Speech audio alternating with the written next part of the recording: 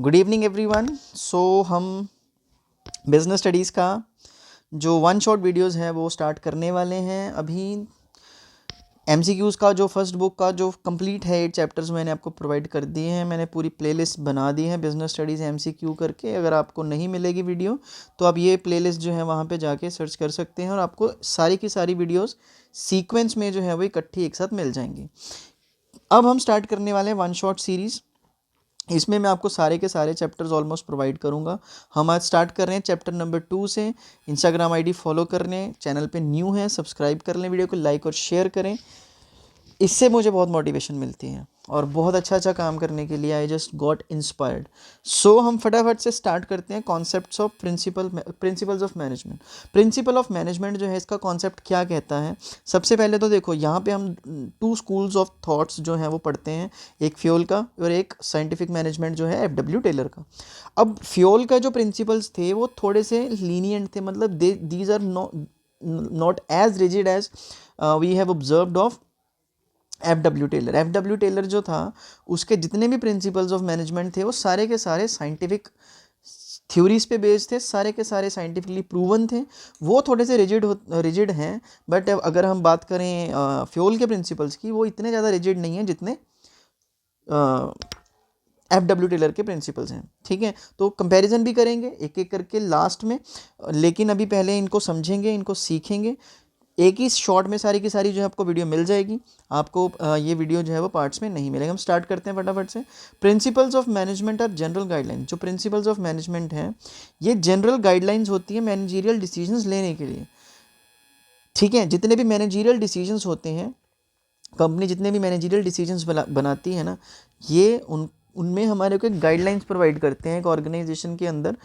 जब भी एक बिजनेसमैन जब कुछ मैनेजमेंट से रिलेटेड डिसीजंस लेने होते हैं तो वो पहले इन प्रिंसिपल्स को फॉलो करता है, देखता है, समझता है, उसके बाद डिसीजंस लिए। That is basically the study of human behaviour.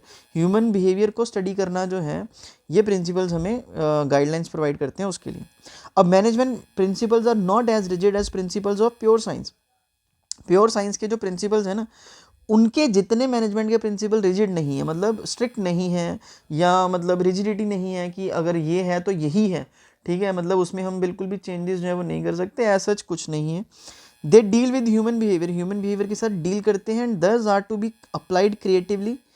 इनको बहुत ही क्रिएटिव तरीके से जो है वो अप्लाई करना पड़ता है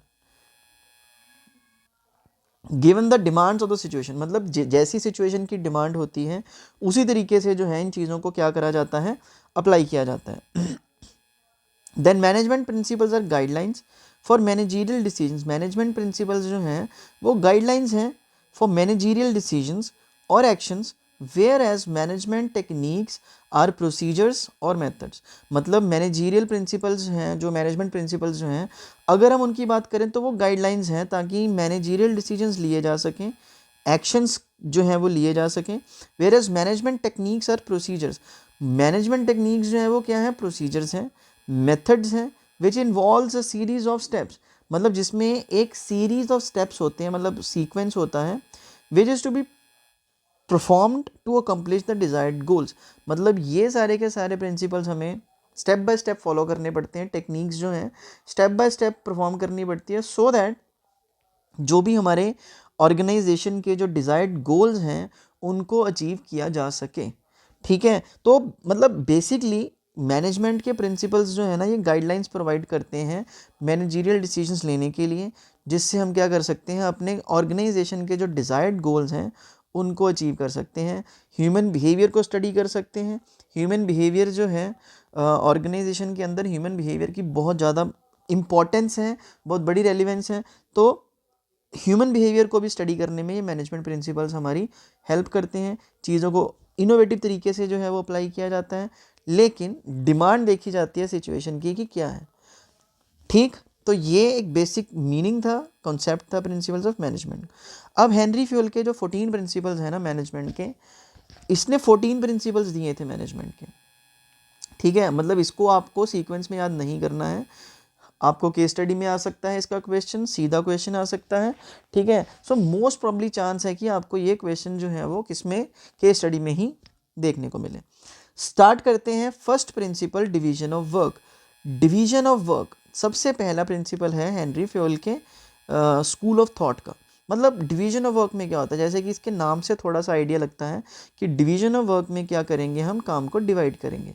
work can be performed more efficiently if it is divided into specialised tasks. मतलब यहाँ पे हमने क्या करना है ना, काम को कैटेगराइज कर देना है। जिस पर्सन को जिस काम करने के लिए रखा गया है उसको वही काम देना। जो पर्सन जिस काम को करने के लिए एक्सपर्ट है, स्पेशलाइज्ड है, उसको हमने वही काम देना है। हमने ऐसा नहीं करना कि वर्कर जो है हमने मार्केटिंग के लिए रखा, हमने उसको ऑफिस का काम दे दिया, एज सच कुछ नहीं करना है। नहीं तो परफॉर्मेंस जो है ना वो बिल्कुल ही ख़राब हो जाएगी, रिसोर्सेज वेस्ट होंगे, ठीक है, जो डिज़ायर्ड रिजल्ट्स हैं वो हम अचीव नहीं कर पाएंगे, ठीक है। सो इसीलिए कहा जाता है कि work can be performed more efficiently if it is divided into specialised tasks. अगर स्पेशलाइज्ड टास्क्स में टास्क को डिवाइड करेंगे तो काम एफिशिएंटली होगा, मतलब कॉस्ट इफेक्टिव होगा। A trained specialist who is competent is required to perform each job leading to specialization which results in efficiency and effectiveness output। मतलब एक ट्रेंड स्पेशलिस्ट, बिल्कुल ट्रेंड जो होता है स्पेशलिस्ट, हु इज़ कॉम्पिटेंट, जो competent भी हो, is required to perform each job, उसको हर एक जॉब को परफॉर्म करना है, लीडिंग टू स्पेशलाइजेशन, जिससे क्या होगा कि स्पेशलाइजेशन जो है वो आती है ऑर्गेनाइजेशन के अंदर, विच results in efficient and effective output, जिससे हमारी जो आउटपुट है वो एफिशिएंट होती है और बहुत ज़्यादा क्या हो जाती है, इफेक्टिव हो जाती है। ठीक है जी। सो आपको पॉइंट समझ में आया कि काम को डिवाइड करना जो है ना, इस पर्पस से कि एक ऑर्गेनाइजेशन में जब काम को डिवाइड किया जाता है ना, तो उस केस में चीज़ें जो हैं वो हमारे कंट्रोल में आ जाती हैं। हर एक वर्कर जो है जिस काम के लिए उसको रखा गया है, जिस काम में वो एक्सपर्ट है, उसको वही काम जो है वो करने को दिया जाता है, जिससे एक स्पेशलाइजेशन का एलिमेंट ऑर्गेनाइजेशन में अचीव होता है। वर्कर एक ही टास्क को रेपिटेटिवली बार बार करी जाएगा तो उससे उसको क्या हो जाएगा, एक एक्सपर्टीज़ आ जाएगी, उसको काम करने में जो है वो बहुत ज़्यादा एक्सपीरियंस हो जाएगा, एक्सपर्ट हो जाएगा वो, ठीक है। और फिर ऑर्गेनाइजेशन जो है अपने डिज़ायर्ड ऑब्जेक्टिव्स जो हैं वो अचीव कर सकते हैं विद एफिशिएंसी एंड इफेक्टिवनेस। ठीक। Second point, authority and responsibility. अब अथॉरिटी एंड रिस्पॉन्सिबिलिटी का क्या मतलब है यहाँ पे? अथॉरिटी और रिस्पॉन्सिबिलिटी का ये मतलब है कि अथॉरिटी और रिस्पॉन्सिबिलिटी जो है ना वो पेयर में काम करती हैं। Without authority responsibility is nothing, without responsibility authority is being misused. So authority जितनी होगी उसके इक्विवेलेंट जो है आपको रिस्पॉन्सिबिलिटी भी दी जाएगी, ठीक है। अगर मान लीजिए कि आपको अथॉरिटी तो दे दी गई है लेकिन आपको उसके इक्विवेलेंट जो है वो रिस्पॉन्सिबिलिटी नहीं दी गई है, तो फिर आप अथॉरिटी का मिसयूज़ करेंगे। आपको रिस्पॉन्सिबिलिटी दी गई है लेकिन आपको अथॉरिटी नहीं दी गई, तो फिर आप रिस्पॉन्सिबिलिटी पूरी नहीं कर पाएंगे till the time you don't have authority. मतलब अगर आपके पास उस रिस्पॉन्सिबिलिटी को पूरा करने के लिए पावर ही नहीं है तो आप उस रिस्पॉन्सिबिलिटी को कैसे ऑनर करेंगे? So managers require authority equal to responsibility. Managers को अथॉरिटी चाहिए होती है रिस्पॉन्सिबिलिटी के बराबर। An organisation should build safeguards against abuse of managerial power. एक ऑर्गेनाइजेशन को ना एक सेफ गार्ड बिल्ड करके रखना पड़ता है against abuse of managerial power, मतलब पावर भी ज़्यादा नहीं होनी चाहिए। वो फिर ऑर्गेनाइजेशन के लिए ना खतरनाक हो जाती है कि अगर आप किसी पर्सन को फ्री हैंड दे देते हैं, आप किसी मैनेजर को फ्री हैंड दे देते हैं, उसको बोलते हैं कि भाई तेरी जो मर्जी तू कर, हमें बस अपने बिजनेस में प्रॉफिट से मतलब है। तो अगर ये इंटेंशन के साथ एक बिजनेसमैन काम करता है तो फिर ऑर्गेनाइजेशन कभी भी ग्रो नहीं कर पाती। और जिन लोगों को कंपनी एक्सेस में पावर दे देती है ना, और रिस्पॉन्सिबिलिटी कम देती है, पावर ज़्यादा दे देती है, तो फिर वो लॉन्ग रन में जो है ना प्रॉब्लम में रहते हैं, ठीक है। So at the same time a manager should have necessary authority to carry out his responsibility. मैंने ऊपर जब पॉइंट शुरू किया मैंने आपको पहले दोनों चीज़ें क्लियर कर दी थी कि अथॉरिटी और responsibility should work in pair, दोनों पेयर में चलेंगी। ज़्यादा भी नहीं अथॉरिटी जो है वो देनी, लेकिन अगर आप रिस्पॉन्सिबिलिटी दे रहे हैं किसी पर्सन को, उसको रिस्पॉन्सिबिलिटी के साथ अथॉरिटी नहीं दे रहे हैं, तो ऐसे में फिर वो पर्सन जो है अथॉरिटी को रिस्पॉन्सिबिलिटी को सही तरीके से एग्जीक्यूट नहीं कर पाएगा। एग्जाम्पल के तौर पे a manager enhances the production target from 500 units to 700 units, मतलब 500 यूनिट्स से बढ़ा के 700 यूनिट जो है वो प्रोडक्शन टारगेट करा गया पर month. But the authority to draw raw material was not given by him, लेकिन उसको अथॉरिटी नहीं दी गई कि वो रॉ मटेरियल जो है वो ड्रॉ कर सके, मतलब निकलवा सके। ठीक है, देखो इन्वेंट्री जो होती है ना, इन्वेंट्री मैनेजर के अंडर होती है। तो मान लो 500 यूनिट से 700 यूनिट प्रोडक्शन करनी है आपने, बीइंग ए मैनेजर अपने जो फोरमैन था, वर्कर था, उसको ये तो बोल दिया कि 500 यूनिट से प्रोडक्शन जो है वो 700 यूनिट पर मंथ होनी चाहिए, लेकिन वो बेचारे को मटेरियल विड्रॉ मतलब ड्रॉ करने का पावर ही नहीं है। तो वो मटेरियल जो है वो फिर कहाँ से लेके आएगा 500 यूनिट से 700 यूनिट बनाने के लिए। सो यहाँ पे फिर प्रॉब्लम होगी। मतलब यहाँ आप एक पॉइंट समझें कि उसको रिस्पॉन्सिबिलिटी दी गई है लेकिन अथॉरिटी नहीं दी गई। So the production manager should not be blamed if he could not achieve the desired revised production target, कि जो रिवाइज प्रोडक्शन टारगेट उसको दिया गया है अगर वो परफॉर्म नहीं कर पाया, पूरा नहीं कर पाया, तो इसमें उसकी गलती नहीं है। He should have the necessary authority to carry out his responsibility, उसके पास ज़रूरी पावर होनी चाहिए ताकि वो अपनी रिस्पॉन्सिबिलिटी को जो है वो ऑनर कर सके। ठीक है जी, होप क्लियर हो गया होगा। इतनी एक्सप्लेनेशन जो है ना मेरे हिसाब से बहुत है। रिवीजन नोट्स हैं, इसकी पीडीएफ भी आपके पास अवेलेबल हो जाएगी। मैंने आपको अपना नंबर बताया हुआ है, डायरेक्ट लिंक जो है उसका आपको इसके डिस्क्रिप्शन में मिल जाएगा, please go through with it. ठीक है, थर्ड पॉइंट, डिसिप्लिन। डिसिप्लिन का मतलब, देखो डिसिप्लिन एक ऐसी चीज़ है जो हर फील्ड में आपको हेल्प करती है to achieve big and bigger. ठीक है, अगर आपके लाइफ में, आपके ऑर्गेनाइजेशन में, आपके आइडियाज़ में, आपके थॉट्स में डिसिप्लिन नहीं है ना, तो आप कुछ भी अचीव नहीं कर पाएंगे, मतलब कुछ भी अचीव नहीं कर पाएंगे। ठीक है, तो there will be a discipline, there will be a proper discipline in the organisation, so that organisation में जो हम चाहते हैं ना वो अचीव कर सकें। आप इमेजिन करके देखो या आप हिस्ट्री उठा लो, जो सक्सेसफुल लोग हैं ना वो डिसिप्लिन में रहते हैं। सक्सेसफुल ऑर्गेनाइजेशंस हैं, उन ऑर्गेनाइजेशन में सक्सेस होने का रीज़न ही डिसिप्लिन है।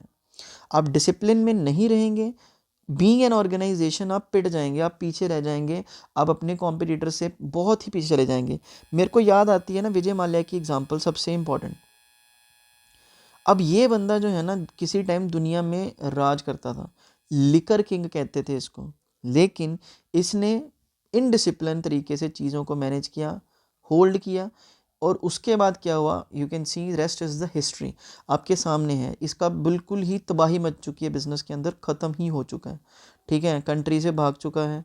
ठीक है, अब आप सोचो कि अपना देश छोड़ के भागना पड़े किसी बिजनेसमैन को, तो how this feels, how it gives that person a feeling of कि मैं यार भगोड़ा हूँ, है ना। तो ये सारा कुछ नतीजा होता है इनडिसिप्लिन का। So discipline refers to the obedience to organisational rules. Rule book होती है ऑर्गेनाइजेशन के अंदर, सारे के सारे रूल्स जो हैं आपको फॉलो करने पड़ेंगे। एंड एम्प्लॉयमेंट अग्रीमेंट, एक एम्प्लॉयमेंट का अग्रीमेंट भी होता है। It requires good superiors at all levels. एक अच्छे सुपीरियर जो है हमें हर लेवल पे चाहिए होते हैं। क्लियर एंड फेयर एग्रीमेंट होना चाहिए और जुडिशियस एप्लीकेशंस होनी चाहिए पेनल्टीज़ की। मतलब आप अपने वर्कर्स को पेनल्टी लगा रहे हैं ना, इसके ऊपर भी जो है ना वो क्लियर और फेयर एग्रीमेंट होना चाहिए, जुडिशियस एप्लीकेशन होनी चाहिए, मतलब जस्टिस होना चाहिए, इक्वलेंट तरीके से आप चीज़ों को अप्लाई करें ऑर्गेनाइजेशन के अंदर। ये ना हो कि किसी को पेनल्टी लगा रहे हैं, किसी को नहीं लगा रहे हैं, रूल जो है वो आप चेंज कर रहे हैं फॉर मतलब in with regards to the favouritism. Organisation में फेवरेटिज्म बहुत होता है, लेकिन सिर्फ उन चीज़ों को अवॉइड करके ही आप आगे बढ़ सकते हैं एज एन ऑर्गेनाइजेशन। तो बस वही चीज़ है डिसिप्लिन के अंदर। Then example, suppose management and labor union have entered into an agreement whereby the workers have agreed to work overtime without any additional payment to revive the company out of loss। मतलब management और labour union में एक contract होता है, एक agreement होता है, जिसमें वर्कर्स कहते हैं कि हम ओवरटाइम करेंगे बिना एडिशनल पेमेंट के। क्यों? क्योंकि हमारी फर्म जो है वो घाटे में चल रही है, लॉस में चल रही है। तो अभी हमारे को अगर बड़ा ऑर्डर मिला है तो हम कंपनी को रिवाइव करने में हेल्प करेंगे out of loss. In return the management has promise to increase the wages later on. बदले में मैनेजमेंट क्या प्रॉमिस कर रही है अपने वर्कर्स को कि जैसे ही हालात सुधरेंगे हम आपके जो वेजेस हैं वो बढ़ा देंगे। Both workers and managers must honour their commitments, इसको बोलते हैं डिसिप्लिन, कि दोनों वर्कर्स भी और मैनेजमेंट भी जो है वो अपनी कमिटमेंट्स को ऑनर करें। ठीक है, अपनी कमिटमेंट्स को ऑनर नहीं करेंगे तो फिर things will go on a wrong track. I hope this also clears all your doubts. Unity of command. What is unity of command? Unity of command is, अगर मैं इसको बिल्कुल सिंपल वर्ड्स में बोलूँ, so there will be one boss over one subordinate. मतलब one subordinate should receive orders from only one boss. If he or she will receiving the orders from more than one boss, then there will be a chaos in the organization. The subordinate will not honor his or her responsibilities on time because उसको पता ही नहीं चल रहा यार मैं किसको जवाब दूँ, मैं किससे ऑर्डर लूँ, किसको जाके जो है वो मैं आगे रिस्पॉन्ड करूँ, किससे कमांड लूँ, किसको इग्नोर करूँ, है ना। ये सारी चीज़ें जो है ना वो एक टाइम पे उस पर्सन के दिमाग में ना चल रही होती हैं, जिससे क्या होता है कि उसके मतलब जो परफॉर्मेंस है, जो आउटपुट है ना, वो डिज़ायर्ड आउटपुट नहीं निकल पाता, क्योस होता है। आप एक मैनेजर की बात मानोगे दूसरा आपको मतलब डांटेगा, दूसरे की बात मानोगे पहला डांटेगा। सो ऐसी चीज़ें जो है ना ऑर्गेनाइजेशन में, हर ऑर्गेनाइजेशन को अवॉइड करनी बहुत ज़्यादा ज़रूरी होती है। तो इसको रीड कर लेते हैं। Each employee in an organization should receive orders from one superior only. As I told you, सिर्फ और सिर्फ एक ही बॉस होना चाहिए एक एम्प्लॉय के ऊपर, and he should be responsible to only one superior. मतलब वो जवाबदेही किसको होगा, उसकी अकाउंटेबिलिटी जो है वो सिर्फ उसी एक पर्सन के लिए होगी जिससे वो ऑर्डर ले रहा है। If this principle is violated, authority is undermined. अगर ये प्रिंसिपल वायलेट होता है, तो अथॉरिटी जो है ना वो अंडरमाइन हो जाती है। Discipline is in जेपडी। जेपडी का मतलब क्या होता है, डेंजर ऑफ लॉस। ठीक है, मतलब कंपनी के अंदर जो है ना वो लॉस के चांसेस, लॉस की पॉसिबिलिटीज़ जो हैं वो बढ़ जाती हैं, क्योंकि अथॉरिटी जो है ना वो बिल्कुल अंडरमाइन कर दी गई है। मतलब डिसिप्लिन ख़त्म हो रहा है, अथॉरिटी समझा नहीं जा रहा, सारा का सारा सिस्टम जो है वो डिस्टर्ब हो रहा है, स्टेबिलिटी जो है ना वो उसको स्टेबिलिटी इज गॉट थ्रेटेंड। मतलब उसको एक खतरा सा हो जाता है कि यार अब स्टेबिलिटी जो है ना ऑर्गेनाइजेशन के अंदर, अच्छी ऑर्गेनाइजेशंस जो हैं वो फेल होते हुए मैंने देखी हैं, अच्छी इंस्टीट्यूशंस जो हैं वो कोलैप्स होती हैं। ठीक है, उसका रीज़न क्या है, उसका रीज़न बस यही होता है। मैं ना पाकिस्तान का जो सबसे बढ़िया एयरलाइन है, मेरे को नाम भूल गया, आई गेस PIA है शायद, पाकिस्तान इंटरनेशनल एयरलाइंस। वो कहते हैं किसी टाइम पे ना दुनिया पाकिस्तान की जो इंटरनेशनल एयरलाइंस थी उनको कॉपी करते थे, ट्रेंड फॉलो करते थे। जो उनके जो क्रू मेंबर्स होते थे उनकी जो ड्रेस होती थी मतलब उस ड्रेस को फॉरेन कंट्रीज़ तक जो है वो फॉलो करती थी अपने क्रू मेंबर्स के लिए। लेकिन एकदम से क्या हुआ, चीज़ें बदली, क्यों? क्योंकि मैनेजमेंट चेंज हुई। मैनेजमेंट जब चेंज हुई तो उन्होंने आके अपना नया सिस्टम शुरू किया, जैसे ही नया सिस्टम शुरू किया कोलैप्स हो गया।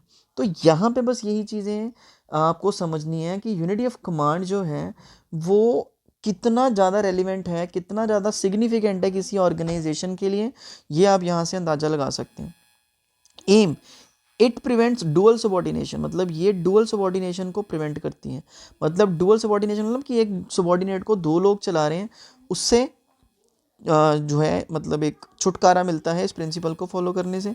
Implication it affects an individual employee, मतलब एक इंडिविजुअल एम्प्लॉय को अफेक्ट करती है। ठीक है, so this is unity of command. Than unity of direction. Unity of direction क्या है? All the divisions, units of an organization should be moving towards the same objectives through coordinated and focused efforts. मतलब जितने भी divisions हैं, जितने भी units हैं, जितने भी सब units हैं एक organization के अंदर, वो उनके सबके सेम ऑब्जेक्टिव्स होंगे और वो सेम ऑब्जेक्टिव्स के लिए काम करेंगे through coordinated and focused efforts. मतलब कोऑर्डिनेटेड एफर्ट्स होंगे और फोकस्ड एफर्ट्स होंगे, मतलब सब एक दूसरे के साथ एक कोऑर्डिनेशन में काम करेंगे और सबके जो एफर्ट्स होंगे ना वो they all are directed towards the achievement of the organisational goals. Focused होंगे बिल्कुल। Each group of activities having the same objective must have one head and one plan. अब यहाँ से एक चीज़ क्लियर होती है कि अगर सबके सेम ऑब्जेक्टिव होंगे ना, तो मतलब एक दिमाग में एक ही प्लान होगा। So every one must have one head and one plan in it. ठीक है, सबके दिमाग में एक ही प्लान होगा और सब उसी प्लान के ऊपर जो है वो काम करेंगे। सारी की सारी ऑर्गेनाइजेशन जो है वो उसी सिस्टम को फॉलो करेंगे। अगर आपने एक चीज़ नोटिस करी होगी कभी, ऑस्ट्रेलियन क्रिकेट को, ऑस्ट्रेलिया ने 3 वर्ल्ड कप लगातार जीते थे। 12 साल लगातार उन्होंने क्रिकेट को रूल किया था। पहले भी करते रहे हैं, उसके बाद भी करते रहे हैं, लेकिन अगर हम नटशेल देखें तो लगातार 12-15 साल ऑस्ट्रेलिया ने क्रिकेट को रूल किया है। तो वो रूल जो है वो किस बेसिस पे करा, वो एक ही प्लान के ऊपर जो है वो स्टिक करते थे। उनका जो मतलब सिस्टम होता था वो सिर्फ और सिर्फ एक ही चीज़ के ऊपर फोकस रहता था और सब उस प्लान को जो है वो फॉलो करते थे। ठीक है, और बाकी तो आपको पता ही है कि इतना ज़्यादा सक्सेस किसी ऑर्गेनाइजेशन को, किसी कंपनी को मिलता है तो उसके पीछे यही रीज़न होता है। This ensure unity of action and coordination. Unity of action भी रहेगा और कोऑर्डिनेशन जो है एक ऑर्गेनाइजेशन अचीव कर लेगी। एम क्या होगा कि इससे ओवरलैपिंग नहीं होती। ओवरलैपिंग का मतलब होता है जैसे ये बुक पढ़ी है, इसके ऊपर आपने दूसरी बुक रख दी, इसके ऊपर आपने तीसरी बुक रख दी, इसके ऊपर चौथी रख दी, इसके ऊपर पांचवी रख दी। अब जो सबसे नीचे बुक पड़ी हुई है ना, वो तो मैं निकाल ही नहीं पा रहा हूँ। क्यों? क्योंकि उसके ऊपर 4 बुक्स ऑलरेडी और रख दी गई हैं। तो ऊपर वाली चीज़ें जो हैं सिर्फ उठाई जाएंगी, नीचे वाली चीज़ें जो हैं वो इग्नोर होनी शुरू हो जाएंगी। दिस इज़ कॉल्ड ओवरलैपिंग, कि अगर एक काम अभी पूरा नहीं हुआ, दूसरा मिल गया, दूसरा पूरा नहीं हुआ, तीसरा मिल गया, तीसरा पूरा नहीं हुआ, चौथा मिल गया। तो ऐसे इस चीज़ को बोला जाता है ओवरलैपिंग ऑफ एक्टिविटीज़। इम्प्लीकेशन क्या है? It affects the entire organisation. ये सारी की सारी ऑर्गेनाइजेशन को अफेक्ट करती है। ठीक है, तो हमने पहले ही पढ़ लिया ऊपर कि ये ऑर्गेनाइजेशन के ऑब्जेक्टिव है, तो यहाँ पे जो ऑर्गेनाइजेशन है ना वो सबसे ज़्यादा इफेक्ट होती है। Then subordination of individual interest to general interest. Subordination of individual interest to general interest का मतलब क्या होता है? देखो, the interest of an organisation should take priority over the interest of any individual employee. मतलब कहने का ये कि ऑर्गेनाइजेशन का जो गोल है वो इंडिविजुअल के पर्सनल गोल से कहीं बड़ा होता है और कहीं ज़्यादा प्रायोरिटी जो है वो कैरी कर रहा है। मतलब हर एक पर्सन काम करेगा टूवर्ड्स ऑर्गेनाइजेशन और उसके जितने भी टास्क्स होंगे वो सारे के सारे जो हैं वो ऑर्गेनाइजेशनल गोल्स को अचीव करने के लिए होंगे, ना कि उसके खुद के गोल को। मतलब कहने का ये, अगर सिंपल भाषा में समझे कि एक ऑर्गेनाइजेशन जो है ना, एक एम्प्लॉय अगर एक ऑर्गेनाइजेशन में काम कर रहा है और उस ऑर्गेनाइजेशन में काम करते हुए वो ऑर्गेनाइजेशंस के ऑब्जेक्टिव्स को पूरा कर रहा है, तो उसके खुद के ऑब्जेक्टिव्स तो ऑटोमेटिकली पूरे होने शुरू हो ही जाएंगे।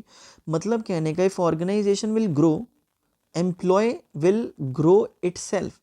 ठीक है, ऑटोमेटिकली जो है उनकी खुद की ग्रोथ होना शुरू हो जाएगी। तो इंडिविजुअल इंटरेस्ट जो है उसको जनरल इंटरेस्ट के ऊपर रखा जाता है। इंडिविजुअल इंटरेस्ट जो है एक ऑर्गेनाइजेशन में उसको प्रायोरिटी नहीं दी जाती। ऑर्गेनाइजेशनल गोल्स को, ऑर्गेनाइजेशंस के इंटरेस्ट को प्रायोरिटी दी जाती है। मतलब मेजॉरिटी प्रिवेल करती है यहाँ पे।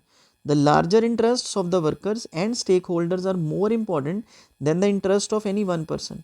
जो ऑर्गेनाइजेशन के गोल्स हैं, ऑर्गेनाइजेशन के जो एम्स हैं ना, वो personal goals of a person उससे कहीं ऊपर होते हैं। ठीक है, और manager can ensure this by his exemplary behaviour. अब ये किसकी जिम्मेवारी होती है इस चीज़ को सेटल करने की? एक मैनेजर की, कि वर्कर को बुरा भी ना लगे और काम भी हो जाए। For example, he should not fall into temptation of misusing his powers for individual family benefit at the cost of larger general interest of the workers company. He should not fall into temptation of misusing his powers for individual. मतलब अगर उसके पास power है तो वो अपनी power को अपने खुद के बेनिफिट के लिए, अपने फैमिली के बेनिफिट के लिए यूज़ नहीं करेगा at the cost of companies interest या वर्कर्स इंटरेस्ट। मतलब अगर वो कोई चीज़ वर्कर के इंटरेस्ट में है, सारे वर्कर्स के, और सारी कंपनी के इंटरेस्ट में है, तो जो मैनेजर होगा ना वो अपने पर्सनल फ़ायदे भूल के, अपने पर्सनल फ़ायदे छोड़ के बड़े एम्स की तरफ जो है वो जाएगा, ऑर्गेनाइजेशन के एम्स की तरफ। Remuneration of employees. अब रेम्यूनरेशन ऑफ एम्प्लॉयज़ का मतलब क्या होता है? इसके साथ आप वर्ड यूज़ कर सकते हैं fair remuneration. Now what is fair remuneration? ये कौन डिसाइड करेगा कि फेयर रेम्यूनरेशन कितना होगा? देखो, फेयर रेम्यूनरेशन जो है ना वो फेयर होना चाहिए। एक वर्कर को जितना वेजेस गवर्नमेंट की तरफ से फिक्स किया गया है वो आपको पे करना है। एक वर्कर से आप जितना काम ले रहे हैं आपको उतना वेजेस पे करना है, ठीक है। ये वर्कर की सोच हो सकती है कि यार अगर मेरे को 25,000 रुपये मिल रहा है तो मुझे कंपनी के लिए 1,00,000 रुपये का काम करना है। ये वर्कर सोच सकता है। कंपनी जो है जितना काम वर्कर से करवा रही है वो कंपनी वर्कर को उतना ही पे करे, या जितना गवर्नमेंट की तरफ से under various acts minimum wages fix करे गए हैं, कंपनी जो है वर्कर्स को उतने मिनिमम वेजेस तो पे करेगी ही करेगी, other than other benefits, like, ठीक है जी। So it states that the remuneration of remuneration का मतलब सैलरी ही होता है, but forms are different. Should be just and equitable, मतलब इक्विटेबल होने चाहिए और फेयर होने चाहिए, ठीक है। Employees should be paid fair wages, employees को जो है ना कंपनी फेयर वेजेस पे करेगी, which should give them at least a reasonable standard of living, मतलब इतने के वेजेस हों कि वर्कर्स को एक रीजनेबल स्टैंडर्ड ऑफ लिविंग जो है वो मिले। Eight the same time it should be with in the paying capacity of the company. वो तो ऑब्वियस ही बात है कि कंपनी की पेइंग कैपेसिटी में होगा तो कंपनी तभी ही पे करेगी। This will ensure good relation between workers and management. अगर ऐसा होता है, कंपनी ये करने में सक्सेसफुल हो जाती है, तो कंपनी जो है वर्कर्स के साथ एक अच्छा रिलेशनशिप जो है ना वो बिल्ड कर लेती है। मतलब अगर कंपनी जो है वर्कर्स के साथ अच्छा रिलेशन बिल्ड कर लेना, वर्कर्स सेटिस्फाई हो जाएं, तो ऐसे में फिर चीज़ें जो है ना वो कंपनी के फेवर में बहुत ज़्यादा अच्छे तरीके से आ जाती हैं और कंपनी जो है वो ऑटोमेटिकली ग्रो करना स्टार्ट कर देती है। क्योंकि देखो, बिल गेट्स का ना इंटरव्यू में सुन रहा था एक बार, तो उसने अपने इंटरव्यू में सिर्फ यही बात पूछी, मतलब इंटरव्यूअर ने एक बात क्वेश्चन पूछा बिल गेट्स से, that what brings you to the most richest person in the world. मतलब माइक्रोसॉफ्ट जो है वो माइक्रोसॉफ्ट को बनाने में आपका बहुत बड़ा हाथ है। वो कहता है ठीक है जी, मेरा बहुत बड़ा हाथ हो सकता है और है भी, लेकिन मैं इसका क्रेडिट जो है ना वो अपने कंपनी में इंजीनियर्स को देना चाहता हूँ कि मेरे पास दुनिया की सबसे बेस्ट टीम है। मतलब आप इमेजिन करो कि जब आपका बॉस आपको ये बोल दे कि यार तू मेरे लिए हीरा है ना, तो वो वर्कर जो है वो ऑटोमेटिकली जो है ना उसमें एक जोश एंथुसियाज्म जो है वो भर जाता है। उसको मतलब फील होने लग जाता है कि यार that my work is getting recognised by my boss. मेरा काम पहचाना जा रहा है, मेरे काम को एक प्रेफरेंस मिल रही, मेरे काम को जो है वो एक रिस्पेक्ट मिल रही। तो फिर उससे जो है वो चीज़ें कंपनी के फेवर में जाना शुरू हो जाती हैं।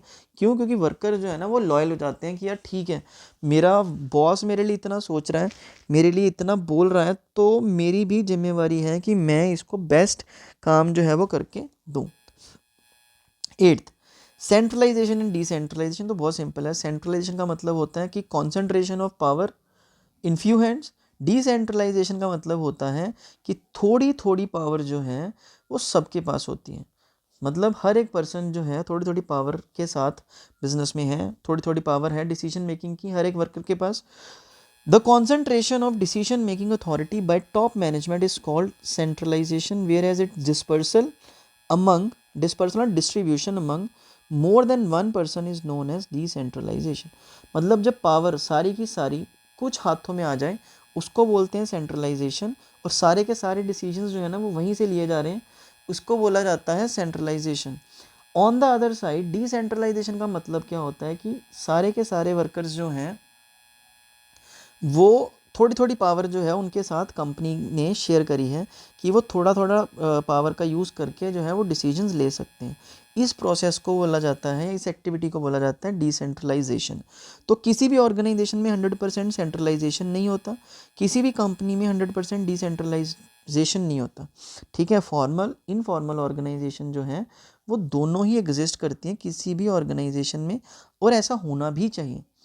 अगर ऐसा नहीं होता फिर कंपनी जो है वो ग्रो नहीं कर पाएगी। In general large organisations have more decentralisation than the small organisation. बड़ी ऑर्गेनाइजेशन में ज़्यादा डिसेंट्रलाइजेशन होती है, क्योंकि अगर वेट करते रह गए ना डिसीजन लेने के लिए सीनियर्स का परमिशन का, तो फिर अपॉर्चुनिटी जो है वो आपके हाथ से जो है स्लिप हो जाएगी, कोई और ले जाएगा। So according to Fayol there is a need to balance subordinate involvement through decentralisation with managers. मतलब जो वर्कर्स हैं ना, सबॉर्डिनेट्स हैं, वो मैनेजर्स के साथ इन्वॉल्व होके काम कर रहे हैं पैरेलल, मतलब दोनों इकट्ठे काम कर रहे हैं मिलके। Retention of final authority through decentralisation, decisions तो अल्टीमेटली मैनेजर के हाथ में ही होता है, लेकिन मैनेजर जो है ना वो अपनी टीम को पूछता है। आप लोगों ने देखा होगा क्रिकेट मैच जब होता है, जब LBW आउट होता है ना कोई प्लेयर, तो DRS डिसीजन रिव्यू सिस्टम का एक सिस्टम है हमारे यहाँ पे, तो उसमें कैप्टन जो है ना सारे उसकी तरफ देखते हैं, लेकिन कैप्टन भी क्या करता है, सबसे पूछता है कि डिसीजन लेना चाहिए DRS का या नहीं लेना चाहिए। तो ये चीज़ें जो है ना, मतलब पूछता सबसे, लेकिन अल्टीमेट डिसीजन लेने का जो ओनस है, पावर है, वो उसके पास ही है। ठीक है, सो सेंट्रलाइजेशन एंड डिसेंट्रलाइजेशन के बाद आएगा स्केलर चेन। ये बहुत इंपॉर्टेंट है, केस स्टडी में ये बन के आपको आ सकता है। अब स्केलर चेन क्या है? It refers to the chain of authority and communication, मतलब ये चेन ऑफ अथॉरिटी है, कम्युनिकेशन सिस्टम है, that runs from top to bottom, मतलब ऊपर से नीचे की तरफ चलता है, and should be followed by the managers and the subordinates, मतलब एक chain of authority, chain of command है जो ऊपर से चलती है टॉप मैनेजमेंट से towards the lower level management, और इसको सारे के सारे मैनेजर्स को जो है वो फॉलो करना पड़ता है, सारे के सारे सबॉर्डिनेट्स को फॉलो करना पड़ता है। It facilitates smooth flow of communication, मतलब इससे इस चीज़ की तो श्योरिटी हो जाती है कि अगर ऊपर से नीचे तक कोई चीज़ आ रही है तो इससे फ्लो ऑफ कम्युनिकेशन जो है ना वो बेटर होता है, स्मूथ होता है। And unity of command in the organisation, और ऑर्गेनाइजेशन के अंदर ना एक लाइन ऑफ अथॉरिटी जो है ना वो क्लियर हो जाती है, हमें पता चलता है कि यार हमारा बॉस कौन है, मुझे किसको जवाब देना है, ठीक है, मेरे सीनियर्स कौन है, मेरे से कौन क्वेश्चन करेगा, मेरे को कौन ऑर्डर देगा, तो ये सारा कुछ जो है ना वो स्केलर चेन से बिल्कुल क्लियर हो जाता है। This chain should not be violated in the normal course of formal communication, मतलब इस चेन ऑफ अथॉरिटी को, इस चेन ऑफ कमांड को, इस चेन को कोई भी वायोलेट नहीं कर सकता नॉर्मल कोर्स ऑफ फॉर्मल और कम्युनिकेशन में। हाउ एवर, अच्छा ये तो हो गया कि स्केलर चेन क्या है, क्यों है, लेकिन स्केलर चेन को नॉर्मल सिचुएशन में ब्रेक नहीं किया जा सकता, लेकिन इमरजेंसी सिचुएशन में ना एक शॉर्टर रूट बनाया जाता है, छोटा डायरेक्ट रूट कहते हैं इसको, जिसका नाम है गैंग प्लैंक। ठीक है, मतलब बीच में एक लाइन, एक ब्रिज सा बना दिया जाता है, which is use to avoid delay in communication. कई बार ऐसा होता है ना कि कम्युनिकेशन को अवॉइड करने के लिए डिसीजन लेना पड़ता है इमीडिएटली, तो ऐसे में एक ऑर्गेनाइजेशन जो है वो इमीडिएट डिसीजन लेती है, जिससे चीज़ें जो हैं वो फटाफट से ट्रैक पे आ जाती हैं और हम बिना अपॉर्चुनिटी को गंवाए, बिना अपॉर्चुनिटी को लूज़ किए जो है वो डिसीजन ले सकते हैं। एग्जाम्पल के तौर पे देयर इज़ वन हेड ए, यहाँ से स्टार्ट होगा, ठीक है, who has 2 lines of authority, ये 2 लाइन्स ऑफ अथॉरिटी है इसकी, अंडर हिम BCD यहाँ से, और उसके बाद LMN। If C has to communicate with M, अगर C को, मान लो ये C है, इसको M के पास पहुंचना है, अगर तो नॉर्मल कोर्स देखा जाए तो यहाँ से यहाँ, फिर यहाँ से यहाँ, और यहाँ से यहाँ, सो इसमें कितना टाइम जाएगा, ठीक है, ये normal communication, normal formal communication का एक सिस्टम है। लेकिन अगर उसको M से कम्युनिकेट करना है directly, who is eight the same level, वो सेम लेवल पे है, जिस लेवल पे C है उसी लेवल पे M है, तो ऐसे में फिर क्या होगा, then he has to transverse the route, उसको रूट को ट्रांसवर्स करना पड़ेगा, C to B, B to A to L and then to M, due to the principle of scalar chain. However if there is an emergency then C can directly contact M, यहाँ से ये direct जो है वो contact कर सकता है किसको, M को, थ्रू गैंग प्लैंक, मतलब एक चेन बनाई, ब्रिज बनाया जाता है जिससे वो डायरेक्ट सेम लेवल के बंदे को जो है इमरजेंसी सिचुएशन में कॉन्टैक्ट कर सकता है। This is called gangplank, right? So scalar chain, proper formal communication, gangplank, we can use it in emergency situation. Point number 10, order. It states that there should be a place for everything and everyone in an organization, and that everything or person should be found in its allotted place. मतलब ये principal क्या state करता है कि there should be a place for everything, हर चीज़ के लिए जगह होनी चाहिए, हर बंदे के लिए जगह होनी चाहिए, और ये इंश्योर करना मैनेजर्स ने कि वो हर बंदा या हर चीज़ जो है वो अपने अलॉटेड प्लेस पे हो। जैसे मान लो मैं अकाउंटेंसी पढ़ाता हूँ या बिजनेस स्टडीज़ पढ़ाता हूँ, मेरा लेक्चर है 12th में, तो 12th में लेक्चर लेने की बजाय मैं बच्चों के साथ पीछे ग्राउंड में क्रिकेट खेल रहा हूँ, तो ये तो ऑर्डर यहाँ पे वायलेट हो गया ना, प्रिंसिपल ही वायलेट हो गया। हर वर्कर को अपनी जिम्मेवारी का पता होना चाहिए कि यार मेरा लेक्चर कहाँ पे है, मेरी ड्यूटी कहाँ पे है, मुझे अपनी ड्यूटी पे डेजिग्नेटेड टाइम पे वो होना चाहिए। This will lead to increase productivity. अगर ऐसा होता है कि जहाँ पे जिस बंदे की जगह है उस पर्सन को वहाँ पे वो पर्सन वहाँ पे ड्यूटी पे है, तो इससे ऑर्गेनाइजेशन में क्या होता है कि प्रोडक्टिविटी इंक्रीज होती है और एफिशिएंसी जो है वो ऑर्गेनाइजेशन की क्या हो जाती है, इंक्रीज हो जाती है। ठीक है जी। Then equity. Equity states that there should be no discrimination, मतलब किसी से भी भेदभाव नहीं किया जाएगा against anyone on account of sex, मतलब मेल फीमेल जेंडर के बेसिस पे। आजकल तो जो मेल फीमेल के अलावा तीसरा जेंडर होता है ना, उनको भी ऑफिस में जगह मिलने लगी है, नौकरी मिलने लगी है और उनको भी बहुत ज़्यादा रिस्पेक्ट दी जाती है। तो ठीक है, बिल्कुल रिस्पेक्ट के हकदार हैं वो भी।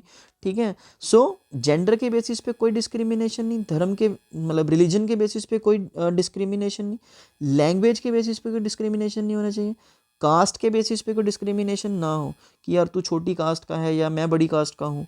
ठीक है। बिलीफ कि तेरा बिलीफ क्या है, मेरा बिलीफ क्या है, वो हमारे अपने खुद के पर्सनल ओपिनियंस हैं, तो उसके बेसिस पे किसी से कोई डिस्क्रिमिनेशन नहीं होगा।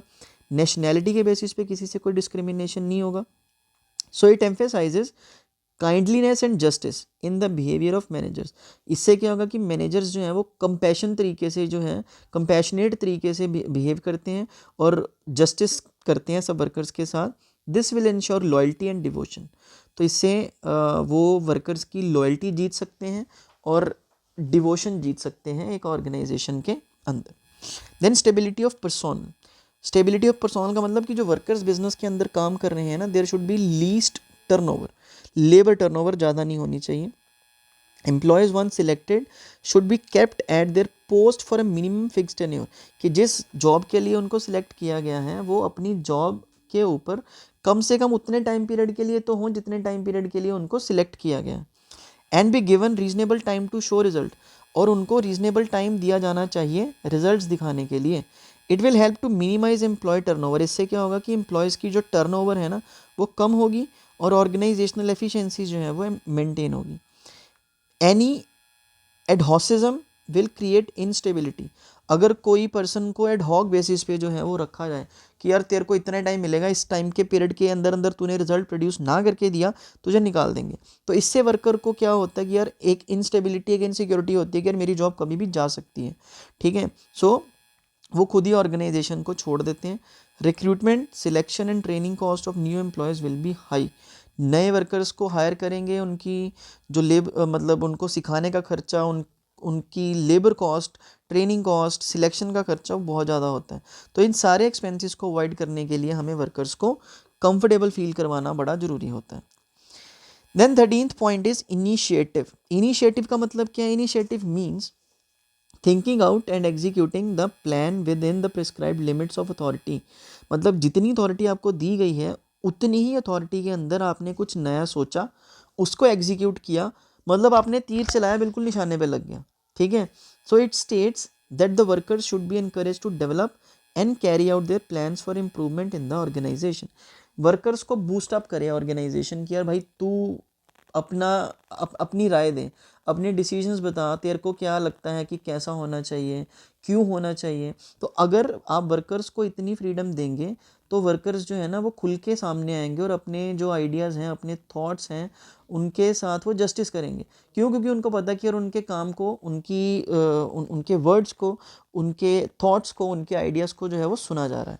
ठीक है। तो ऐसे में हर एक वर्कर इनिशिएटिव लेगा, कुछ क्रिएटिव करेगा, कुछ क्रिएटिव सोचेगा, कुछ नया जो है वो सामने निकल के आएगा। So a good company should have an employee suggestion system whereby initiative suggestions which results in substantial cost time reduction should be rewarded. ठीक है। कॉस्ट भी कम होगी, टाइम भी कम जो है वो खर्च होगा, और वर्कर्स जो आपको सजेशन दे रहे हैं अच्छी, जिनके सजेशन के बेसिस पे जो है वो आप कुछ अच्छा कर पा रहे हैं, कुछ अच्छा अचीव करा है आपने, तो उनको रिवॉर्ड भी देना जरूरी होता है।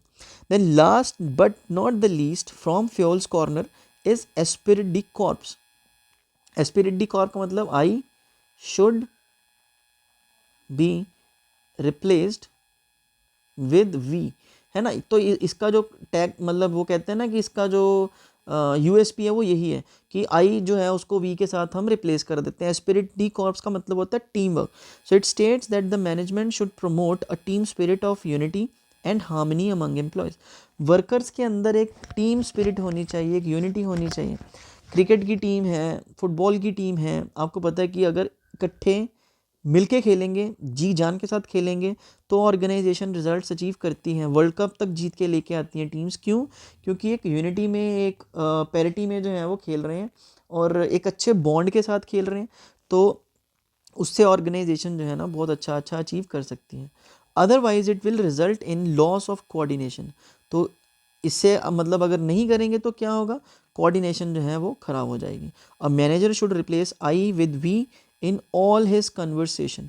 वो ये नहीं कहेगा कि कभी भी कि मैंने किया, वो हमेशा ये यूज़ करेगा कि हमने किया, मेरी टीम ने किया, ठीक है। इससे क्या होगा कि एक टीम स्पिरिट फॉस्टर होती है, मतलब स्प्रेड होती है वर्कर्स के अंदर। This will give rise to a spirit of mutual trust. मतलब एक स्पिरिट जो है म्यूचुअल ट्रस्ट का, इसको एक बूस्ट मिलता है and belongingness among team members. और जो टीम मेंबर्स हैं उनमें एक बिलोंगिंगनेस जो है वो आती है। It will also minimise the need for using penalties. मतलब ये जो पेनल्टीज़ हैं उसको भी मिनिमाइज करने में हेल्प करता है, ठीक। So this is it from the fuels point of view. अब हम दूसरा स्कूल ऑफ थॉट पढ़ते हैं जिसमें है टेलर का। F.W. Taylor, by profession he was a scientist. F.W. Taylor जो हैं उसने एक मतलब डूबी हुई कंपनी को प्रॉफिट मेकिंग कंपनी में कन्वर्ट करा था, तो वो सबसे बड़ी अचीवमेंट थी। F.W. टेलर का मतलब है फ्रेडरिक विंसलो टेलर। वैसे हिस्ट्री पूछी नहीं जाएगी, बट इन केस अगर आ जाती है तो आप रेडी रहें, ठीक है। Scientific management means knowing exactly what you want man to do.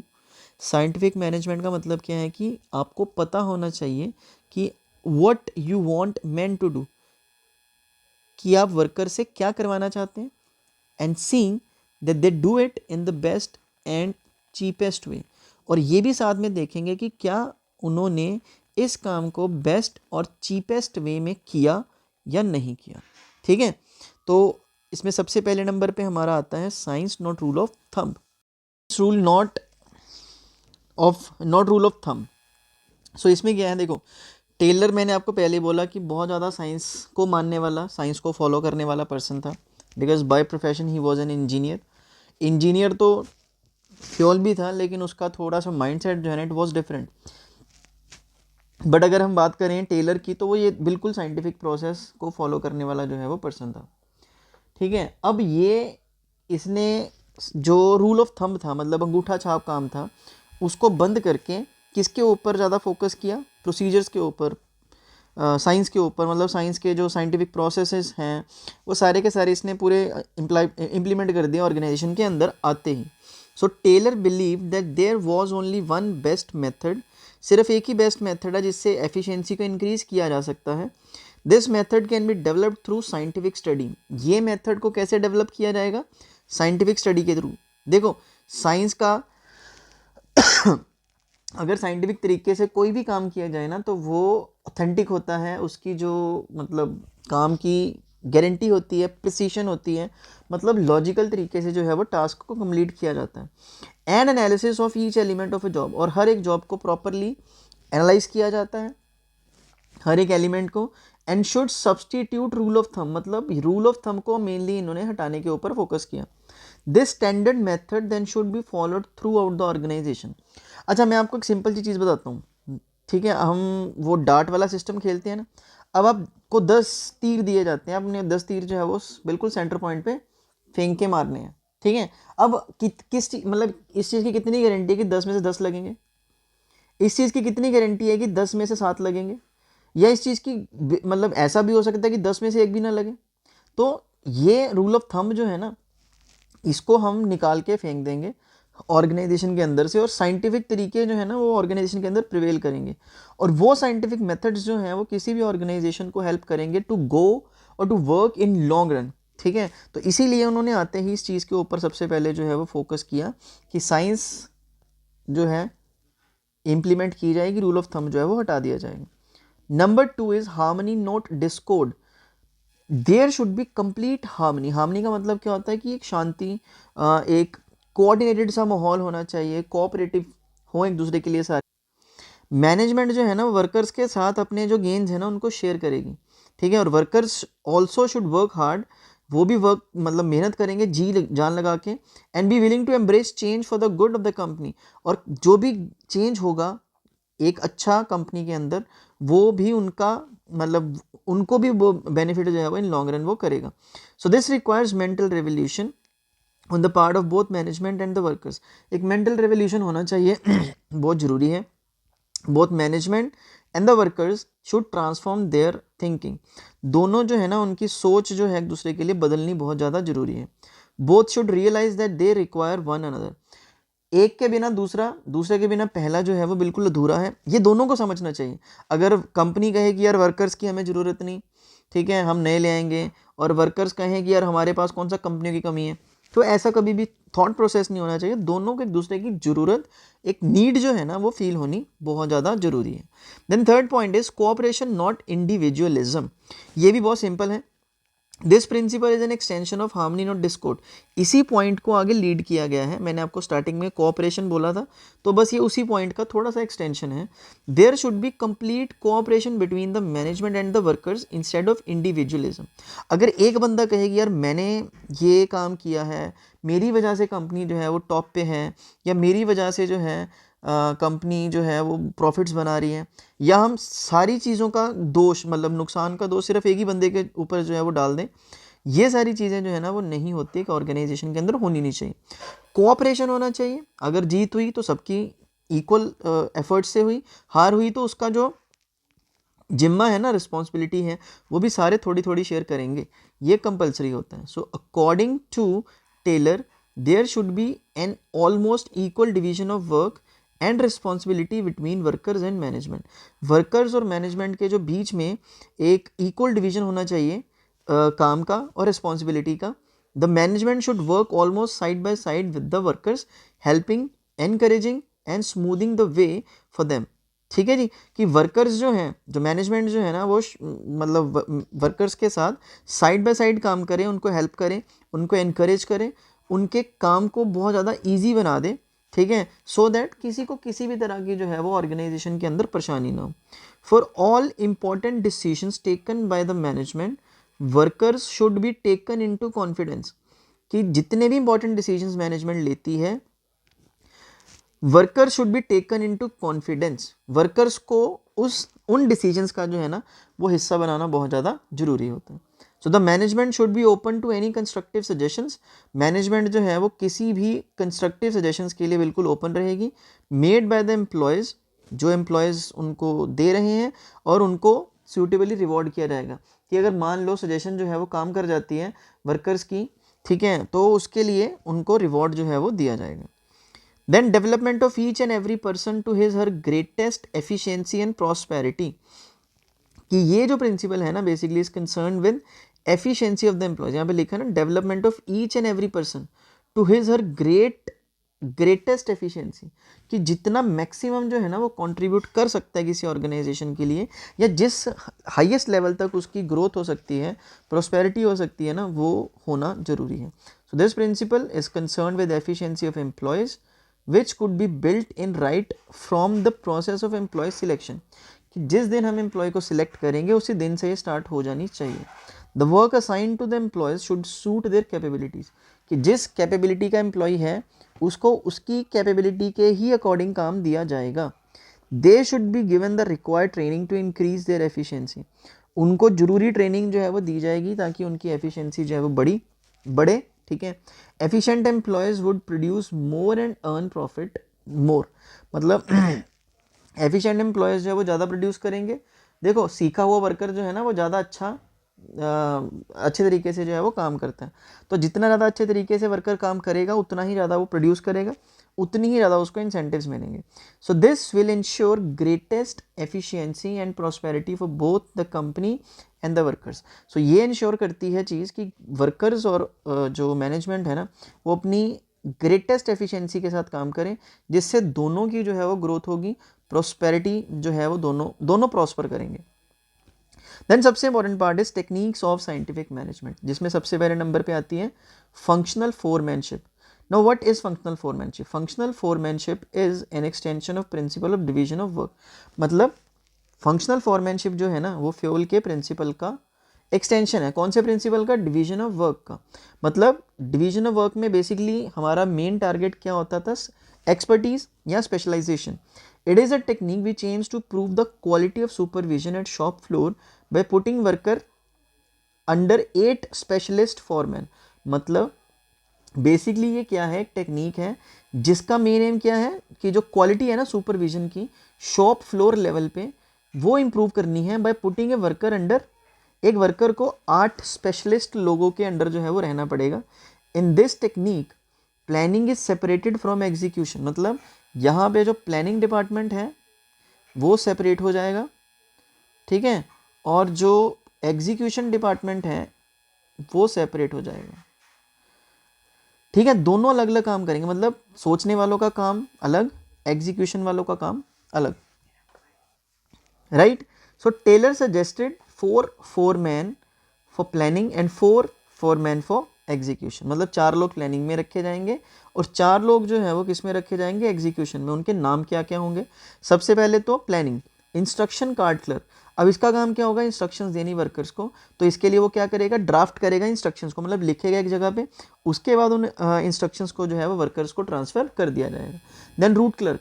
Root clerk ये स्पेसिफाई करेगा कि जो प्रोडक्शन है उसका प्रोसेस क्या होना चाहिए, उसका रूट क्या होना चाहिए. देखो हम सीधा ही प्रोडक्शन स्टार्ट नहीं कर सकते. There must be a specific route, जिस रूट को फॉलो करके एक ऑर्गेनाइजेशन जो है वो अच्छा काम जो है वो कर सकती है. मतलब प्रोडक्शन को टाइमली, इफेक्टिवली, एफिशिएंटली जो है वो कर सकती है. Then time and cost clerk to prepare time and cost sheet. मतलब एक प्रोडक्ट को बनाने में कितनी कॉस्ट लगी है कॉस्ट शीट बनाएगा और टाइम नोट करेगा, स्टैंडर्ड टाइम फिक्स करेगा और स्टैंडर्ड टाइम को एक्चुअल टाइम से कंपेयर करेगा और डिविएशंस जो होंगी उन डिविएशंस को दूर करने की ये कोशिश करेगा. Then we have disciplinarian. अब डिसिप्लिनेरियन का काम क्या होगा? डिसिप्लिन को इंश्योर करना. मैंने आपको पहले ही बोला ऑर्गेनाइजेशन में कुछ होना हो डिसिप्लिन जरूर होना चाहिए, ठीक है. अगर डिसिप्लिन नहीं होगा ऑर्गेनाइजेशन कभी भी ग्रो नहीं कर पाएगी, ठीक है. सो डिसिप्लिन जो है ना वो रूट कॉज जो है किसी भी कंपनी का सक्सेस का. अगर एक कंपनी ग्रो कर रही है तो वो क्यों ग्रो कर रही है? क्योंकि वो कंपनी जो है वहाँ पे एक प्रॉपर डिसिप्लिन जो है ना उसको फॉलो किया जा रहा है. नहीं होगा तो फिर बहुत ज़्यादा दिक्कत हो जाएगी. जो कंपनी को चाहिए वो कभी भी कंपनी अचीव नहीं कर पाएगी. अब 4 लोग जो है वो एग्जीक्यूशन डिपार्टमेंट में होंगे. कौन कौन से? Number 1 speed boss. अब स्पीड बॉस का काम क्या होगा? स्पीड बॉस जो है वो टाइमली काम को कंप्लीट करवाने के लिए रिस्पॉन्सिबल होगा और एक्यूरेट कंप्लीशन जो है जॉब की हो ये उसकी गारंटी है. मतलब वो इस चीज़ को इंश्योर करेगा कि जो टास्क है ना वो प्रॉपरली टाइम पे जो है वो कंप्लीट होना ज़रूरी है, ठीक है. Then gang boss. Gang boss का काम क्या है कि जो मशीन्स हैं, टूल्स हैं, उनको रेडी रखें, वर्केबल कंडीशंस में रखें. अगर कोई मशीनरी, कोई टूल ख़राब है तो उस मशीनरी को, उस टूल को जो है वो रिपेयर करवाए. ये उसकी गारंटी, मतलब उसकी जिम्मेवारी है कि वो इस चीज़ को इंश्योर करेगा. रिपेयर बॉस ये सारे के सारे टूल्स को, मशीन्स को वर्किंग कंडीशंस में रखेगा, प्रॉपर वर्किंग कंडीशन में, ठीक है. और लास्ट इंस्पेक्टर, ये काम की जो क्वालिटी होती है ना उस काम की क्वालिटी को चेक करने का जो जिम्मा है वो किसका होगा? इंस्पेक्टर का. तो 4 लोग प्लानिंग में, 4 लोग एग्जीक्यूशन में जो है वो काम करेंगे. Then factory manager. अच्छा ये तो हो गया.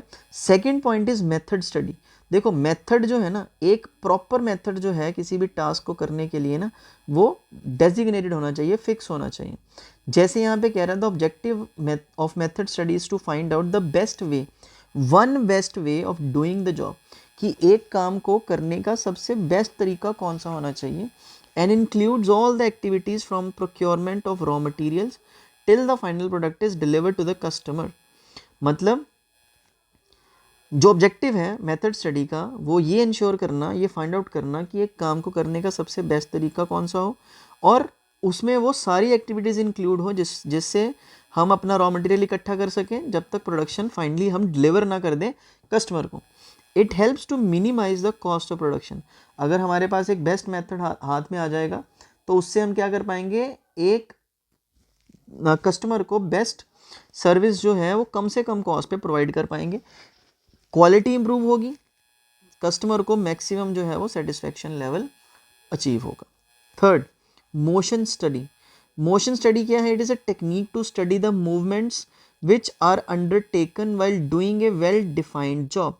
मतलब बेसिकली ये क्या है, एक टेक्निक है स्टडी करने की कि एक वर्कर जो है वो काम करते टाइम कितनी बार मूव हो रहा है, और जो मूवमेंट है ना वो मूवमेंट जो है वो प्रोडक्टिव है, इंसिडेंटल है या अनप्रोडक्टिव है। मतलब कहने का कि अगर तो अनप्रोडक्टिव मूवमेंट्स हैं उनको एलिमिनेट किया जाएगा, उनको निकाला जाएगा। मतलब क्यों? क्योंकि जिससे हम टाइम बचा सकते हैं ना वो मूवमेंट्स भी हटा दिए जाते हैं।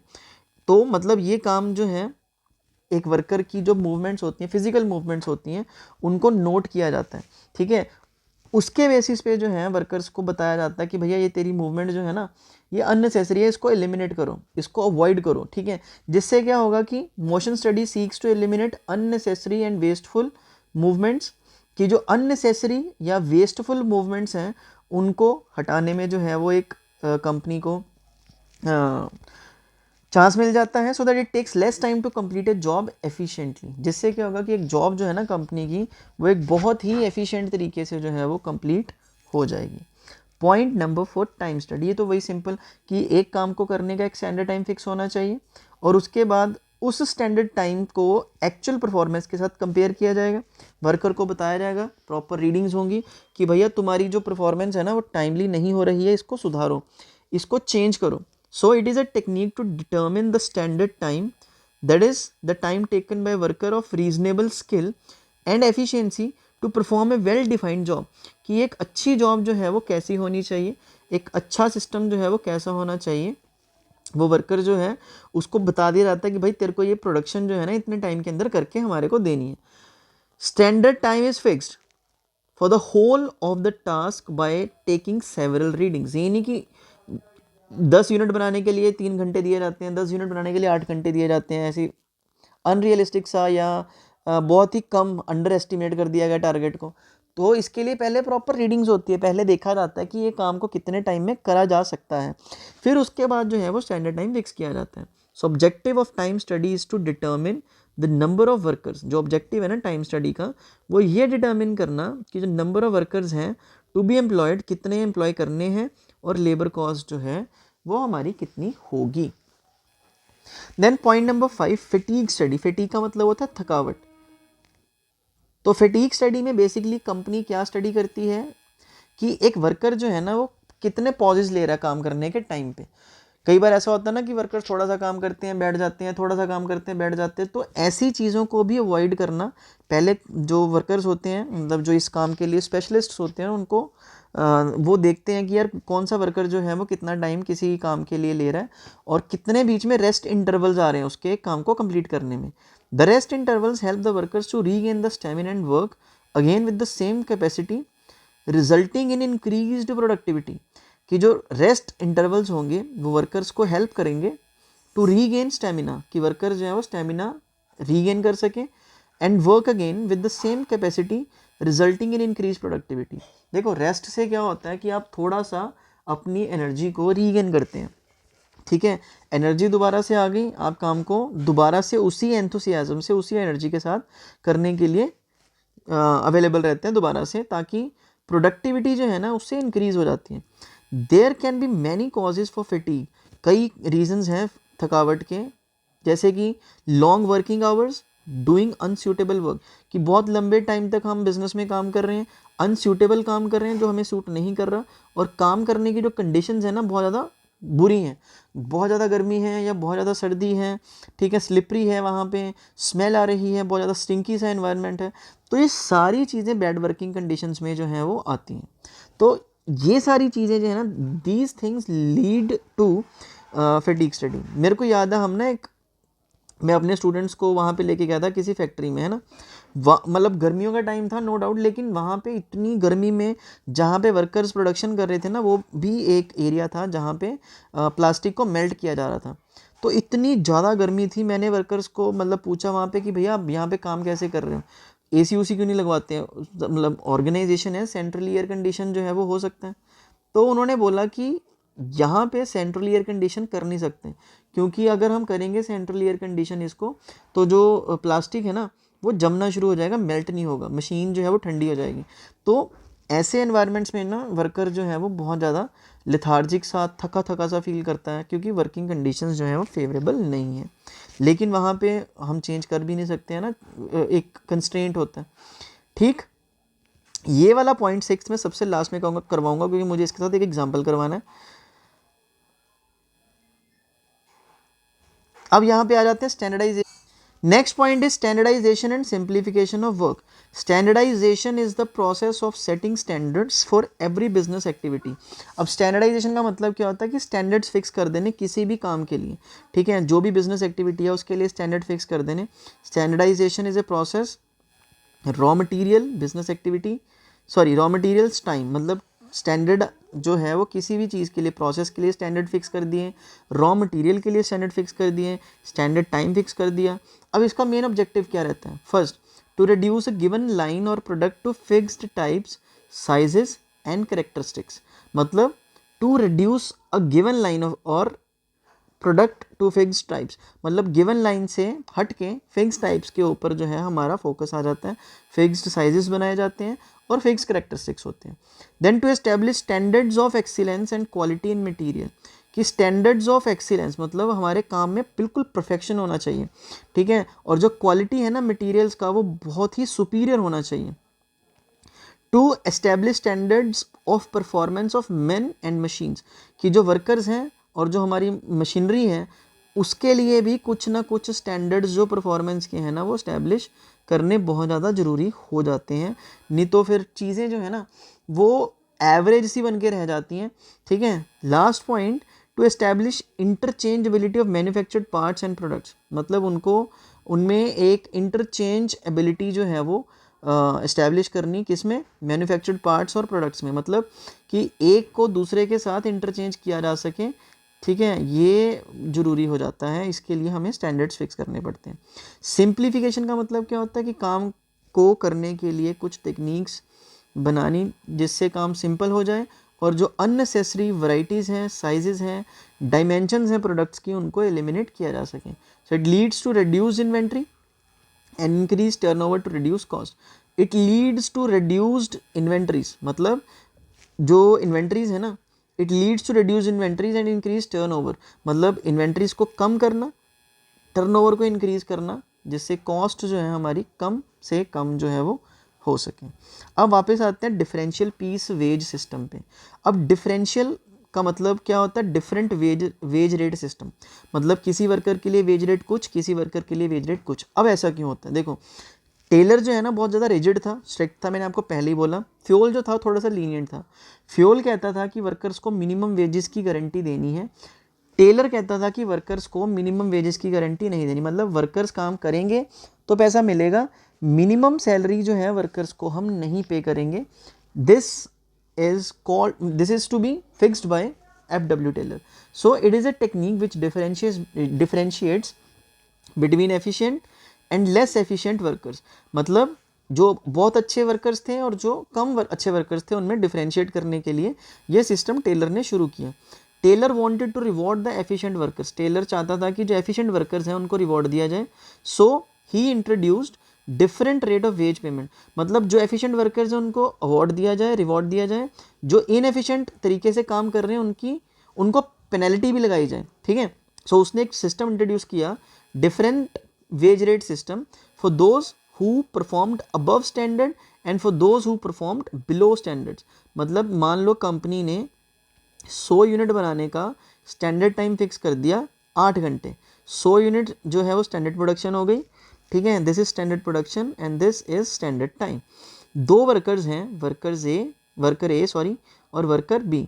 अब वर्कर ए और वर्कर बी के लिए टारगेट जो है वो सेम है, लेकिन अगर तो with in the specified time आप 100 यूनिट बना के दे देते हैं तो आपको 20 रुपीज़ पर यूनिट मिलेंगे, ठीक है। अगर आप से स्टैंडर्ड प्रोडक्शन को स्टैंडर्ड टाइम में कंप्लीट नहीं करते हैं तो आपको जो है वेजेस 15 रुपये के हिसाब से मिलेंगे। तो वर्कर ए की जो प्रोडक्शन हुई वो हुई 90 यूनिट्स और वर्कर बी की जो प्रोडक्शन हुई वो हुई 110 यूनिट्स। अब जो वेजेस कैलकुलेट करने का टाइम आया, अब वर्कर ए की जो प्रोडक्शन है स्टैंडर्ड प्रोडक्शन को मैच नहीं कर रही है, उससे नीचे है, तो वर्कर ए को 90 यूनिट्स का पेमेंट मिलेगा 15 रुपये के हिसाब से। तो कितना अमाउंट मिलेगा उसको 1350। वहीं वर्कर बी की बात करी जाए तो इसको 110 यूनिट के हिसाब से पेमेंट मिलेगा, कितने रेट पे, 20 रुपये के रेट पे। तो कितना अमाउंट मिलेगा उसको 2200 रुपीज़, ठीक है जी। तो ये आप डिफरेंस देख सकते हैं कि जो एफिशिएंट वर्कर है जैसे कि वर्कर बी, उसको पेमेंट ज़्यादा मिल रही है, जो इनएफिशिएंट वर्कर है जिसने अंडर परफॉर्म किया उसको पेमेंट जो है वो कितनी मिल रही है, कम। तो ये एक मेजर रीज़न था FW टेलर का कि जिससे वो डिफ्रेंशिएट कर सके कि जो अच्छे वर्कर हैं एफिशिएंट वर्कर्स हैं या जो इनएफिशिएंट वर्कर्स हैं जो कम कैपेसिटी के ऊपर काम कर रहे हैं, ठीक है जी। आई होप ये सारा का सारा पार्ट जो है मैंने कोशिश करी ब्रीफ में समझाने के लिए। अब लास्ट पार्ट रह गया हमारा nature and characteristics of management principle and significance. एक बार रीड कर लेते हैं, कुछ नहीं पता होता टाइम का पेपर में आ जाता है, ठीक है। रीड करते हैं nature characteristics features of management principles. So इसमें सबसे पहले हैं general guidelines. So principles of management are guidelines to action. ये हम ऊपर यही पढ़ के आए हैं बार बार कि प्रिंसिपल्स ऑफ मैनेजमेंट जो हैं they are guidelines, general guidelines, but do not provide readymade straight jacket solutions to all managerial problems तो हमें खुद ही सॉल्व करनी पड़ती हैं, ये सिर्फ हमें एक रास्ता दिखाते हैं, ना कि हमें रेडीमेड सोल्यूशंस प्रोवाइड करते हैं। बिकॉज रियल बिजनेस सिचुएशंस जो है ना बहुत कॉम्प्लेक्स होती हैं और एवर चेंजिंग होती हैं। Second point, formed by practice and experimentation. Principles of management जो है ना are derived by observation, experimentation and personal experience of manager. कि जो प्रिंसिपल्स ऑफ मैनेजमेंट हैं वो सारे के सारे प्रॉपर ऑब्जर्वेशन से लिए जाते हैं, एक्सपेरिमेंटेशन से लिए जाते हैं और पर्सनल एक्सपीरियंस जो है ना मैनेजर्स, वहाँ से ये सारे डिराइव किए जाते हैं। Third, universal applicability. इनकी जो एप्लीकेबिलिटी होती है वो यूनिवर्सल होती है, हर लेवल पे अप्लाई होती है, हर बार अप्लाई होती है और हर तरह की ऑर्गेनाइजेशन में जो है इन प्रिंसिपल्स को क्या किया जा सकता है, इम्प्लीमेंट किया जा सकता है। Then flexible, they are not as rigid but are flexible and can be modified by the managers when the situation so demands. Flexible होते हैं, रिजिड नहीं होते हैं, जब भी सिचुएशन की डिमांड होती है इनको मॉडिफाई किया जा सकता है, ठीक है। मैनेजर के कन्वीनियंस के अकॉर्डिंग या सिचुएशन के कन्वीनियंस के अकॉर्डिंग इनको मॉडिफाई किया जा सकता है। Then we have contingent application of principles of management is dependent upon the prevailing situation at a particular point of time. कि जो प्रिंसिपल्स ऑफ मैनेजमेंट है ना वो कंटिंजेंट है, क्यों, क्योंकि ये डिपेंड करते हैं किस चीज़ के ऊपर, जो सिचुएशन प्रेजेंट सिचुएशन है कि एक पर्टिकुलर टाइम पे क्या सिचुएशन चल रहा है, उस सिचुएशन के बेसिस पे हम चेंजेस जो है वो कर सकते हैं। देन प्रॉपर बिहेवियरल होता है management principles aim at influencing behaviour of human beings के जो बिहेवियर्स हैं ना उनके ऊपर जो मतलब basically it is influences the human beings के जो बिहेवियर होते हैं उनको इन्फ्लुएंस करने के लिए ये प्रिंसिपल्स ऑफ मैनेजमेंट जरूरी हैं। Then last, cause and effect relationships. Principles of management establish cause and effect relationship so that they can be use in similar situation.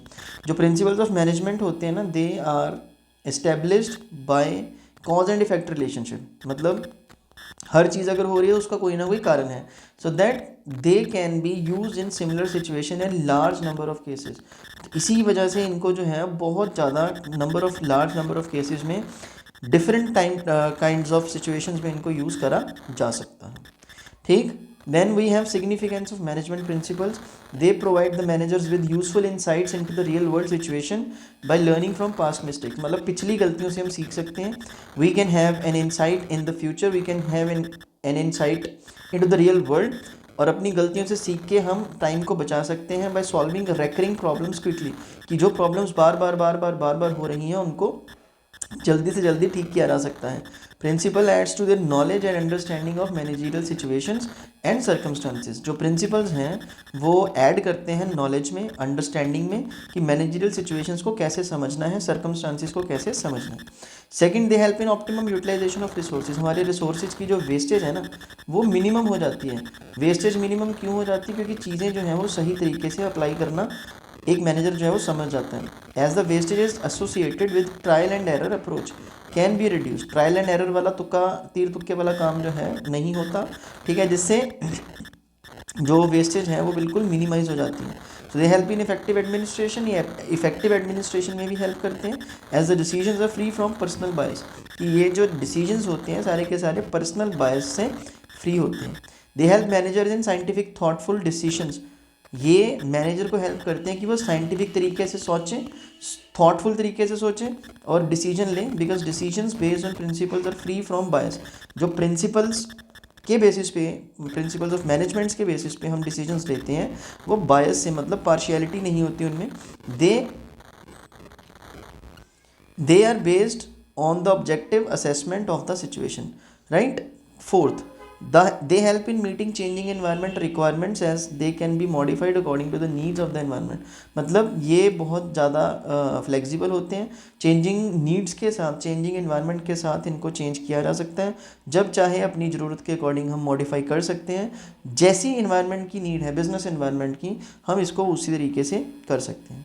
Then they help in fulfilling social responsibility by responding to the demands of the public. मतलब ये help करते हैं हम ताकि social responsibilities जो हैं society के लिए, जो CSR हमारा कॉर्पोरेट सोशल रिस्पॉन्सिबिलिटी है, उसको भी पूरा कर सकें।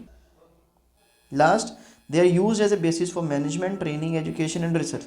मतलब इनको यूज़ किया जाता है as a base for management training, management की ट्रेनिंग के लिए, एजुकेशन के लिए और रिसर्च के लिए। मतलब इन सब के लिए मैनेजमेंट के प्रिंसिपल्स को यूज़ किया जा सकता है। लास्ट टॉपिक ये आपके लिए, difference between Henry Fayol and F.W. Taylor. Now you can make a clear cut difference between both of these school of thoughts, ठीक है। तो एक बार इसको जरूर पढ़ लेना, शॉर्ट क्वेश्चन में इसका क्वेश्चन बन सकता है, ठीक। तो ये पूरा का पूरा चैप्टर जो है वन शॉट हमारा कंप्लीट है। मैं आपको मिलूंगा नेक्स्ट चैप्टर 3 बिजनेस एनवायरनमेंट में। चैनल को सब्सक्राइब नहीं किया प्लीज़ कर लेना, इंस्टाग्राम पे फॉलो कर लेना, वीडियो को लाइक और शेयर करना। Thank you so much. मैं मिलता हूँ आपको अगली वीडियो में।